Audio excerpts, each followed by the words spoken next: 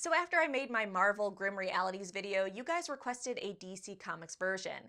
And I thought, what the hell, there's not enough depression in my life. So this video, I want to talk about 5 grim alternate realities in DC Comics that just depress the fuck out of me. These are all elsewhere stories, which means they're not part of DC's canon. As well, all these stories focus on either Batman or Superman because it's time you accept that I have a major boner for both of them. So let's go ahead and talk about those 5 grim alternate realities. Number 1, Superman, Distant Fires. This comic is all about humans, silly little muffins, being dumbasses and nuking the shit out of each other and ending almost all human and alien life on Earth, which is a popular theme in these elsewhere, what-if, sad alternate universes. Now, I said almost all life. Superman manages to live and watches his friends die. And that's actually how the comic opens, with Superman burying his friends, and he buries Lois Lane last and tells her, "I'll always love you." And this is where we learn that surviving the apocalypse, the result of that was that Superman lost his powers. So now he's a depowered person wandering Earth alone, thinking that all his friends are dead, and it's just so sad. Sometime later, Superman discovers that he's not the only one that survived, that others lost their powers too, but made it, such as Wonder Woman. She brings him back to her village, and we see other heroes made it through the apocalypse. But just not heroes, there's also villains in this village, like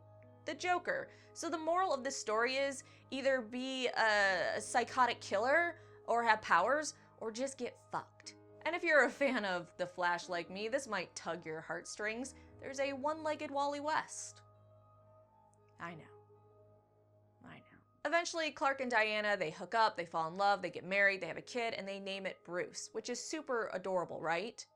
Well, things quickly start to go bad. So Billy Batson is not happy with this because he was in love with Diana. He throws a temper tantrum and starts calling down magic lightning that begins to give the heroes their powers back. However, this lightning is killing the Earth and bringing them closer to destruction. Billy doesn't want to hear that and believes they should dominate the planet, even killing off the growing mutant population post the apocalypse. The heroes split into 2 groups, those for dominating and those for keeping peace. When Billy tries to get Diana to join his side, she refuses, and he kills her. The 2 sides fight, and Superman pleads for Billy to stop, and that he's dooming them all, but Billy refuses to listen.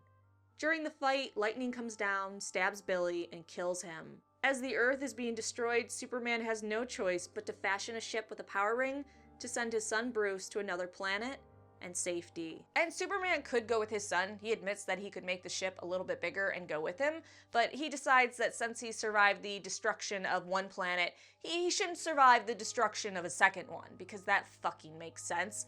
And he decides that it's time for his son to carry on the family tradition, which I guess is surviving planets. And if you really think about this, this is so fucking selfish, because that boy is now in space. Who knows where he's going to go? Who knows who's going to raise him? You just orphaned him because you decided, fuck it, I'm done with this shit. I can't survive another planet. So it's depressing, but at the same time, it kind of lets you down a little bit that Superman would allow his son to just go into space without knowing his parents, or at least one of them.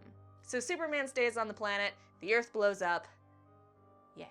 Number 2, Batman Demon, A Tragedy.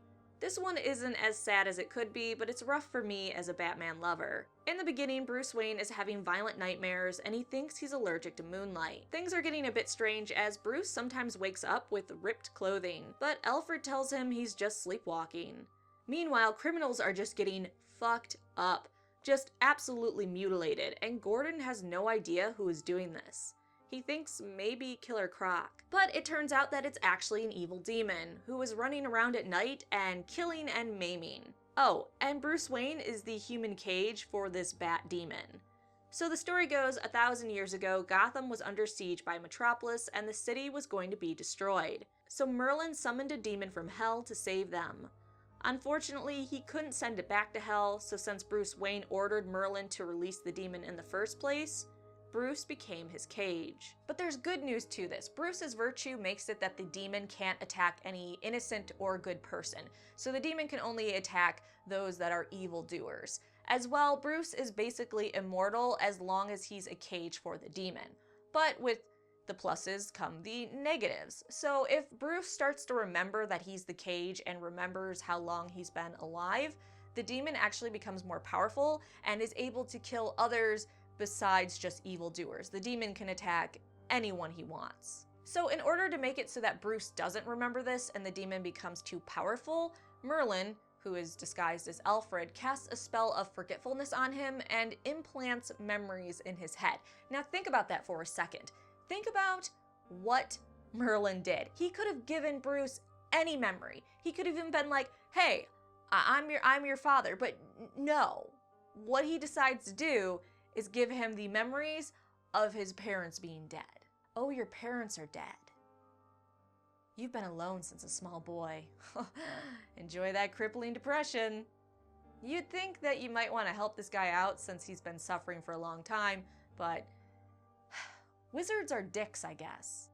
So Bruce begins to remember more of his past, and the demon becomes more out of control and is now able to kill good people. Poison Ivy dies, then Catwoman, then Killer Croc, and a bunch of police officers. The demon then goes after Bruce's love, Glenda, and Merlin says the only way to save her is if he casts a spell of forgetfulness, and Bruce goes back to his sad, lonely existence. Bruce wakes up the next morning and Alfred tells him Glenda, Killer Croc, and Commissioner Gordon are all dead.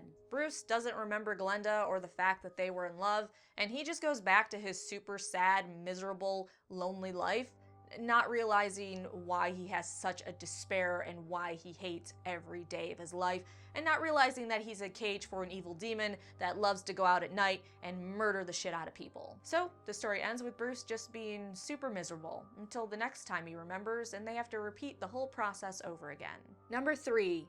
Batman is a psychopath. This reality was showcased in Catwoman, Guardian of Gotham.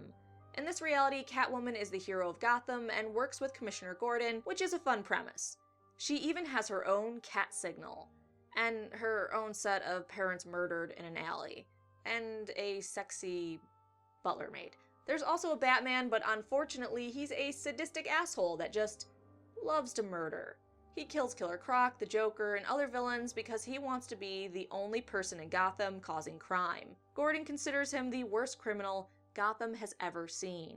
Batman being a bloodthirsty monster that mutilates people is sad for someone like me that is a Batman lover. But you want to know what isn't sad?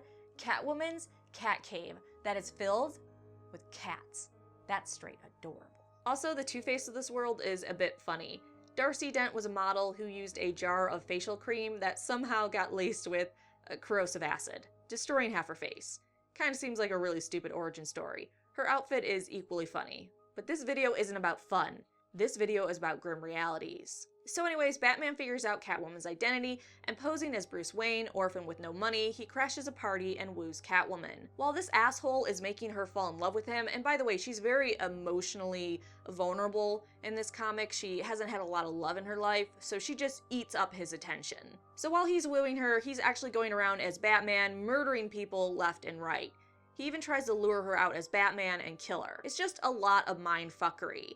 He even proposes to her and she reveals her secret identity, and he says that it doesn't matter to him. He carries this so far that they get married and he knocks her up. One day, shortly after Selina discovers she's pregnant, Bruce kills her maid and only friend, Brooks.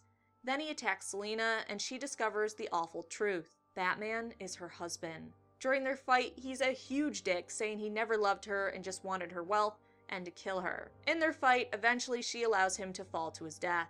Then we discover he's actually the one that killed Selina's parents all those years ago. The comic ends with her at the graves of her parents saying, "Hey, I really wish that you were around to see your grandchild." And then I got crippling depression. Number 4, Superman, Earth's End. Superman has lived to the age of 150 years old and has survived not only 1, but 2 apocalypses. Under the shadow of the polluted skies, his powers have ebbed and he's forgotten his own name. As often happens when he loses his powers. He was rescued and taken to an orbiting city above the clouds where his memories and powers came back.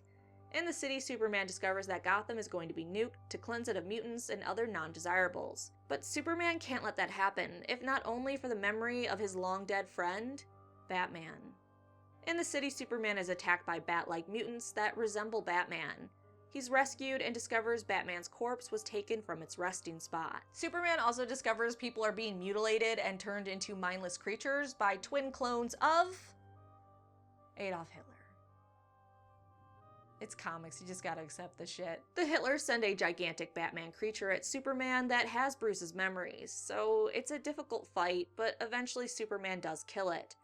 But during the fight he was weakened, and the Hitler clones shot at him with their machine guns. Superman shoots the Hitlers, but is bleeding to death. While bleeding to death, he carries the remains of Bruce Wayne back to Wayne Manor to be burned. Superman is offered the opportunity to become a cyborg and not die and basically be immortal, but Superman's done. He doesn't feel like he belongs here, he's lost all his friends, he's ready for it to be over.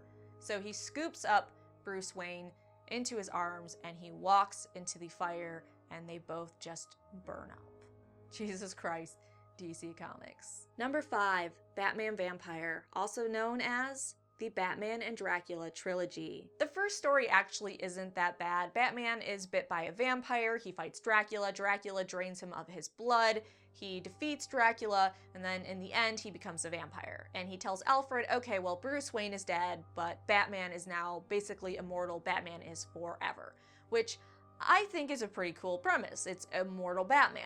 Pretty awesome. He also gets an equally awesome weapon, the Bat Stake.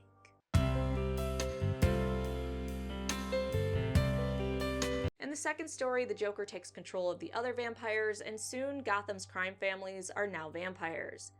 Meanwhile, Batman's bloodlust is starting to get out of control, and his blood meals provided by Alfred aren't satisfying him. And there's some really sad panels of how out of control he is too.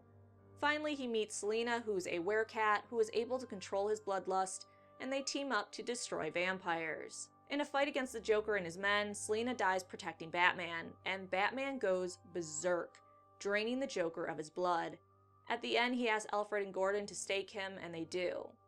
Which, alright, is a bit more depressing than the first story. The third story is just where things get so awful. So Gotham is being overrun by villains, and Alfred decides, okay, we need to awaken Batman. We need to pull the stake out of him. He needs to come back. He has to deal with this. No one else can. And so they do that. But the problem is that Batman was corrupted by the blood he drank from the Joker. So the Joker's blood was so evil that it just tainted his entire soul. Any shred of decency Batman had was gone once he drank that blood. He brutally goes about killing the villains of Gotham. Finally, Gordon and Alfred know Batman must be stopped. During one of their attempts, they join up with Two-Face and Killer Croc. But after wounding Batman, the two villains turn on Gordon and Alfred. Batman appears, but he's weakened from the wound he took. Alfred gives his life so Batman can have the strength to take out the two villains. Batman kills Killer Croc and Two-Face, and then convinces Gordon to trigger a cave collapse. During this, Gordon is crushed to death by a rock. Batman, knowing his heart is blackened with sin and that his soul is devoured by evil, walks into the sunlight, hoping to find some measure of peace. They end on this super happy image. So thank you so much for watching my 5 grim DC alternate realities. Please like this video, subscribe, and come back for more comic videos.